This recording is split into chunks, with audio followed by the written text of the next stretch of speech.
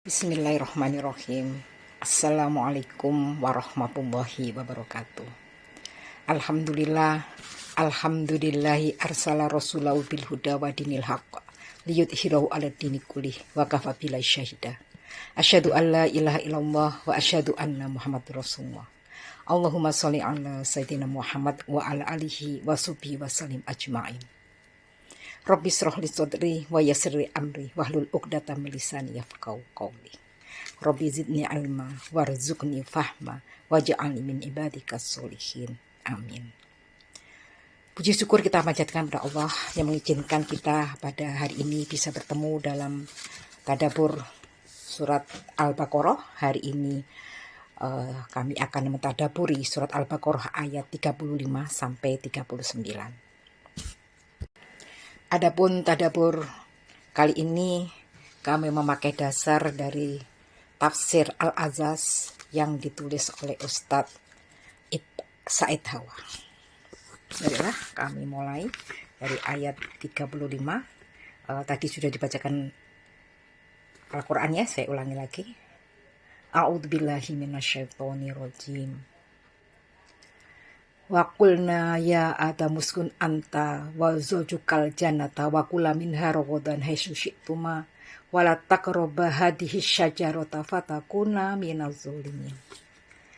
Dan kami berfirman, hai Adam, diamilah oleh kamu dan istrimu surga ini, dan makanlah makanannya yang banyak lagi baik, di mana saja kamu sukai.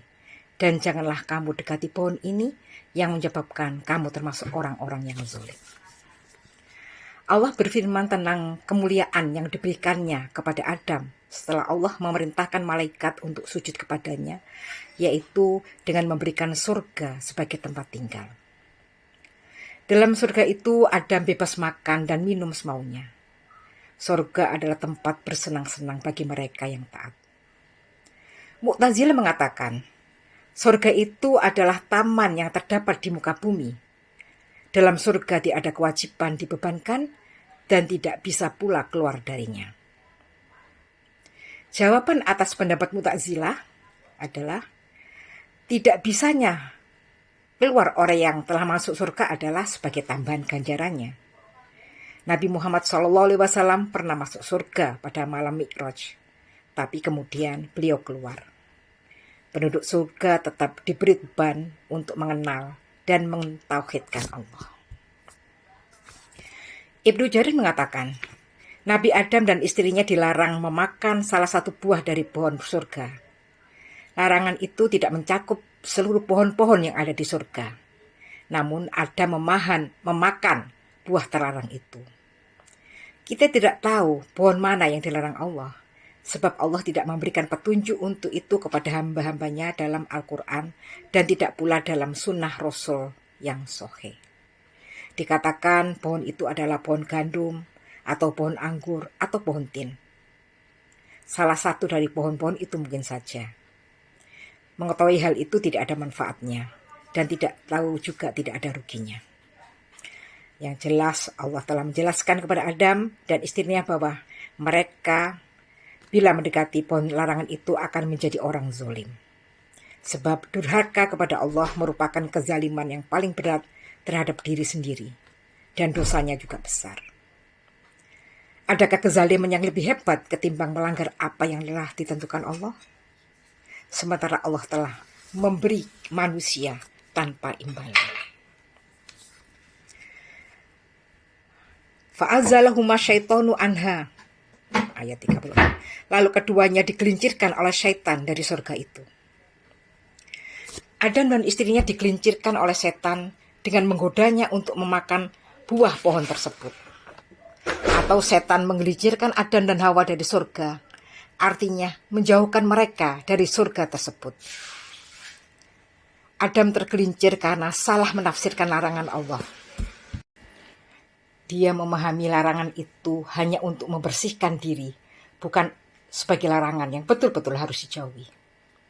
Hal ini merupakan dalil atas bolehnya menggunakan kata tergelincir kepada Nabi Adam alaihissalam. Sebagian ulama mengatakan tidak boleh mengatakan kata tergelincir dalam menilai perbuatan Nabi, dan tidak boleh pula mengatakannya durhaka. Kita hanya boleh mengatakan bahwa dia melakukan yang baik dan meninggalkan yang terbaik. Lalu Allah menegur mereka. Adapun kita, orang biasa, Allah telah mengajarkan kita untuk berperilaku seperti para nabi. Sebagian ulama lain mengatakan, kesalahan yang dilakukan Adam terjadi sebelum dia diangkat menjadi nabi. Karena itu, apa yang terjadi tidak berlawanan dengan kekebalannya dari kesalahannya sebagai nabi. Fa'akhrajahuma mimma kana fih. Dan mereka dikeluarkan dari keadaan semula. Artinya, mereka dikeluarkan dari kenikmatan dan kemuliaan. Atau mereka dikeluarkan dari surga, sebagai kata ganti anha, berarti pohon. Pertanyaan, bagaimana iblis bisa menggelincirkan Adam dan istrinya setelah dikatakan kepadanya, keluarlah kamu dari surga, sesungguhnya kamu adalah orang yang terkutuk. Jadi ini iblis sudah dikeluarkan ya, ini dalam surat Shad ayat 27. Jawabannya adalah, iblis dilarang memasuki surga sebagai penghormatan seperti masuknya malaikat di dalamnya. Tetapi dia bisa saja masuk untuk menggoda sebagai ujian bagi Adam dan Hawa. Sebagian ulama mengatakan bahwa menggoda bisa saja dari jauh. Sedangkan riwayat Israiliyat atau riwayat yang suka dipercaya mengatakan bahwa iblis masuk ke dalam surga dengan perantaraan ular. Kita nanti akan melihat sejauh mana kebenaran riwayat Israiliyat itu pada kesempatan yang lain. Ihbitu, turunlah kalian. Perintah turun yaitu turun dari surga ke dunia. Sebagian ulama berpendapat bahwa perintah diturunkan kepada Adam, Hawa, dan iblis. Sebagian yang lain mengatakan bahwa perintah ditujukan kepada Adam dan Hawa saja, karena iblis sudah diusir dari surga sebelumnya. Yang dimaksud adalah mereka berdua dan anak cucunya. Karena mereka berdua adalah asal-usul manusia. Justru itu mereka dianggap sebagai manusia secara keseluruhan. Ba'dukum li ba'din adu. Sebagian kamu menjadi musuh bagi sebagian yang lain. Menurut satu pendapat, maksud dari ayat ini adalah permusuhan iblis terhadap manusia. Sedangkan pendapat kedua, melihat permusuhan yang dimaksud adalah permusuhan antara sesama manusia. Walakum fil ardi mustaqarrun. Dan bagi kalian ada tempat kediaman di bumi. Yang dimaksud dengan tempat kediaman mungkin saja tempat untuk tinggal, atau yang dimaksud adalah ketenangan jiwa. Mata'un ilahin, dan kesenangan hidup sampai waktu yang ditentukan. Kesenangan yaitu kenikmatan. Waktu yang ditentukan adalah hari kiamat atau kematian. Ayat ke-37. Fatalaqqa Adamu mir rabbihi kalimatin. Kemudian Adam menerima beberapa kalimat dari Tuhannya. Adam menerima kalimat-kalimat itu dengan sepenuh hati dan mengamalkannya. Artinya Allah mengilhamkan kepada Adam beberapa kalimat, lalu dia menerima dan mengamalkannya. Sedangkan kalimat itu adalah sebagaimana dalam surat Al-A'raf ayat 23. Rabbana dzalamna anfusana wa illam tamfir lana wa tarhamna lanakunanna minal khasirin. Ya Tuhan kami telah menganiaya diri kami sendiri. Dan jika Engkau tidak mengampuni kami, niscaya kami termasuk orang-orang yang merugi. Kemudian kelanjutan dari ayat 37 surat Al-Baqarah. Fataba alaih, maka Allah menerima taubatnya. Artinya Allah kembali menerima Adam dan memberinya. Dicukupkan saja menyebutkan taubat Adam karena Hawa mengikut kepada Adam. Innahu huwat tawwabur rahim. Sesungguhnya dia Allah maha penerima taubat lagi maha penyayang. Maha penerima taubat artinya seringkali menerima taubat. Maha penyayang artinya rasa sayangnya melimpah ruah. Qulnah bitu minha jami'a. Kami berfirman, turunlah kamu semua dari surga itu. Artinya, turunlah kamu sekalian. Allah mengulangi perintah untuk turun sebagai penegasan atau pengulangan. Itu ada hubungannya dengan firman-Nya. yaitu fa imma ya'tiyannakum minni huda. Kemudian jika datang petunjukku kepadamu, hal ini merupakan kaidah umum yang berdasarkan kaidah ini Allah akan menindak hamba-hambanya. Fa imma ya'tiyannakum minni huda. Kemudian jika datang petunjuk kepadamu, yang dimaksud dengan petunjuk di sini adalah Rasul atau Al-Quran atau wahyu. Atau yang dimaksud adalah Al-Quran atau wahyu yang diturunkan melalui Rasulnya. Faman tabi'a hudaya, maka barang siapa yang mengikuti petunjukku, artinya mengikuti atau menerima, mempercayai dan mengamalkan, fala khaufun alaihim, niscaya tidak ada kekhawatiran atas mereka. Artinya mereka tidak khawatir atas apa yang akan mereka jumpai di kelak di akhirat. Walahum yahzanun, dan tidak pula mereka bersedih hati. Mereka tidak bersedih hati atas apa yang tidak mereka dapatkan di dunia. Wa kadzabu bi ayatina. Adapun orang-orang kafir dan mendustakan ayat-ayat kami, yaitu mereka yang mengingkari petunjuk dan mendustakan mengikuti petunjuk itu, walaupun mereka membawa berbagai bukti atas kebenarannya. Ulaika ashabun nar. Mereka itu penghuni neraka. Artinya mereka lah yang berhak tinggal di neraka. Hum fiha khalidun. Mereka kekal di dalamnya. Ini akhir ayat 39 ya. Artinya mereka kekal dalam neraka karena tidak dapat melepaskan diri darinya. Beberapa pelajaran yang bisa diambil dari kisah Nabi Adam adalah bahwa ujian Allah sangat halus dan lembut. Allah menganugerahkan kepada Adam surga, lalu melarangnya beberapa hal. Allah memberikan kepada kita banyak sekali hal-hal yang berguna. Lalu Allah melarang kita melakukan sedikit yang merusak. Allah membolehkan kepada kita makanan dan mengharamkan daging babi, bangkai, dan darah. Allah membolehkan kepada kita meminum berbagai minuman dan mengharamkannya minuman keras. Orang yang berakal adalah orang yang tidak mau melampaui batas. Dan pelajaran yang bisa diambil juga dari kisah Nabi Adam adalah bahwa nafsu materi dan maknawi adalah penyebab dosa. Inilah yang mengombang-ambingkan manusia di sepanjang zaman. Manusia itu mungkin saja didominasi oleh nafsu kemuliaan, keluhuran, dan kepemimpinan. Atau mungkin juga didominasi oleh nafsu kemaluan dan perut. Lalu dia menempuh jalan ini dan itu, yang bukan jalan Allah. Kecuali sedikit dari mereka. Kita mohon kepada Allah agar kita dimasukkan ke dalam kelompok orang-orang yang dilindunginya dari kejahatan diri dan keburukan perbuatan. Fathul Mausili mengatakan, dulunya kita adalah penghuni sorga, lalu iblis memfitnah kita sehingga kita diusir ke dunia. Kita tidak punya apa-apa selain keinginan dan harapan agar kita dikembalikan lagi ke surga di mana kita tinggal dulu. Sementara Ar-Razi mengatakan, siapa yang mengamati apa yang menimpa Adam akibat tindakannya melakukan kekeliruan kecil itu, maka dia akan menjadi sangat takut akan berbuat durhaka. Sedangkan penulis tafsir Fi Zilalil Quran mengatakan, menurut pemahaman saya, pengalaman ini merupakan pendidikan dan gemblengan bagi khalifah di muka bumi, yaitu manusia, di samping juga merupakan sesuatu yang membangkitkan dan menghidupkan berbagai potensi yang ada dalam dirinya.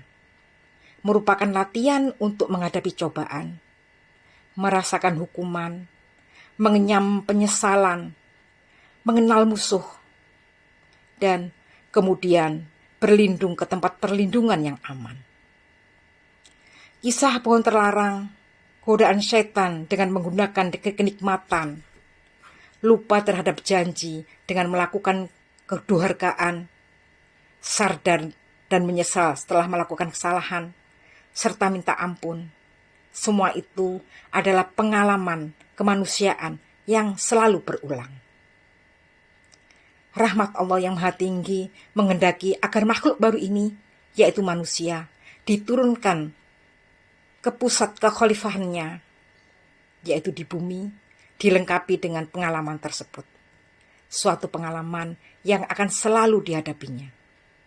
Pengalaman yang merupakan persiapan bagi dirinya untuk menghadapi perang panjang. Dan juga merupakan pelajaran dan peringatan. Dan juga pelajaran yang bisa diambil dari kisah Nabi Adam adalah sungguh dosa bersifat pribadi dan taubat juga bersifat individual. Suatu pemikiran yang gamblang, sederhana, tidak sukar dan tidak pula samar, bahwa tidak ada dosa warisan yang dibebankan kepada setiap orang, seperti yang terdapat dalam konsep gereja, dan tidak pula pembebasan lahuti seperti yang diyakini gereja, bahwa Isa yang dianggap putra Allah disalib untuk membebaskan anak cucu Adam dari dosa yang dilakukannya dulu. Ini tentu saja tidak benar. Dosa Adam adalah dosanya pribadi. Membebaskan diri dari dosa itu dengan cara bertobat secara langsung, gampang, dan sederhana. Satu konsep yang lugas, tegas, dan jelas. Setiap orang menanggung dosanya masing-masing. Konsep ini mendorong manusia untuk berupaya dan berusaha tanpa putus asa dan pesimis. Para pendengar tausiah yang dirahmati Allah, mudah-mudahan melalui penjelasan yang lalu telah memahami kaitan kisah Nabi Adam dengan ayat-ayat sebelumnya, dan juga memahami hikmah kenapa Allah menyuruh kita untuk mengingat kisah tersebut setelah Allah menjelaskan kepada kita macam-macam manusia. Setelah Allah menunjukkan kepada kita jalan yang menuju kepadanya. Menyusul kisah Adam yang melalui kisah ini, Allah mengingatkan kepada kita. Jika kalian termasuk orang-orang yang bertakwa dan mengambil petunjuk dari kitabku, maka kalian akan sejalan dengan kaidah umum yang telah aku gariskan untuk kalian. Faman tabi'a hudaya fala khaufun 'alaihim walahum yahzanun. Maka barang siapa yang mengikuti petunjukku, niscaya tidak ada kekhawatiran atas mereka dan tidak pula mereka bersedih hati. Dan apabila kalian, mahai manusia, tidak termasuk golongan orang-orang mutakin dan tidak mengambil petunjuk dari kitab Allah, maka kalian, kita semua akan termasuk kelompok orang yang masuk dalam ancaman Allah. Adapun orang-orang yang kafir dan mendustakan ayat-ayat kami, mereka itu penghuni neraka, mereka kekal di dalamnya. Para pendengar tausiah yang dirahmati Allah, demikianlah pesan Al-Quran dari surat Al-Baqarah ayat 35-39. Semoga Allah senantiasa melembutkan hati-hati kita untuk menerima ayat-ayat yang indah dan penuh hikmah, untuk bekal sebagai manusia yang menjandang beban sebagai wakil Allah di muka bumi. Supaya manusia selalu bersyukur, manusia selalu waspada dengan godaan syaitan. Supaya manusia selalu ingat bahwa Allah berkehendak untuk menguji manusia satu sama lain, untuk melihat siapa yang paling sabar. Seperti dalam firman-Nya dalam surat Al-Furqan ayat 20. A'udzubillahi minasyaitonir rajim. Wa ja'alna ba'dukum li ba'din fitnah. Dan kami jadikan sebagian kamu dan sebagian yang lain sebagai ujian. Atas birun, maukah kamu bersabar? Wa kana rabbuka basiro. Dan adalah Tuhanmu maha melihat.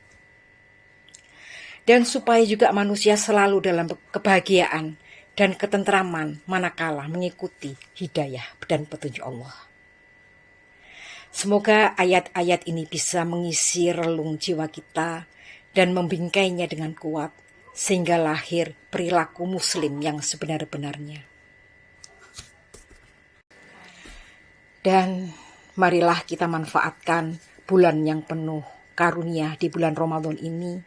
Kita maksimalkan peribadahan kita, hati kita, dan pemanfaatan waktu kita untuk hal-hal yang diridhoi Allah.